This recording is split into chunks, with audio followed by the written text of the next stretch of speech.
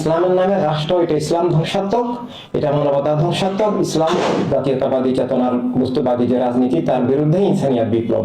ইসলামের সরাসরি নামে রাজনৈতিক দল হয় না।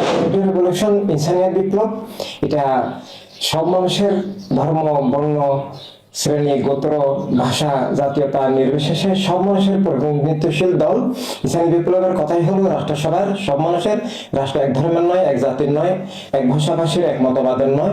তাই মুসলিম অমুসলিম নির্বিশেষে সব মানুষের সংগঠন, সব মানুষের মানবিক অধিকার, রাজনৈতিক অধিকার, ধর্মীয় অধিকার সবকিছুকে নিশ্চিত করার জন্য মানবতার রাষ্ট্র, এক ধর্মের রাষ্ট্র নয়, এক মতবাদের রাষ্ট্র নয়, এক জাতীয়তাবাদের রাষ্ট্র নয়, মানবতার রাষ্ট্র প্রতিষ্ঠার জন্যই ইমিডিয়েট রেভলিউশন। তাই প্রচলিত যে রাজনীতি, যে ধর্মের নামে অধর্ম উগ্রবাদী সাম্প্রদায়িক রাজনীতি এবং জাতীয়তাবাদী চেতনার বস্তুবাদী যে রাজনীতি, তার বিরুদ্ধে ইনসানিয়াত বিপ্লব।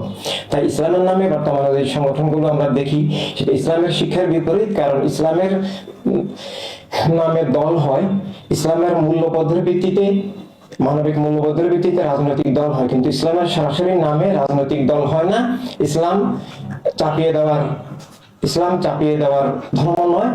তাই ইসলামের নামে রাষ্ট্র, এটা ইসলাম ধ্বংসাত্মক, এটা মানবতা ধ্বংসাত্মক। ইসলামকে যারা রাজনৈতিক হাতিয়ার হিসেবে ব্যবহার করেন, তারা আসলে ইসলামের ক্ষতি করেন।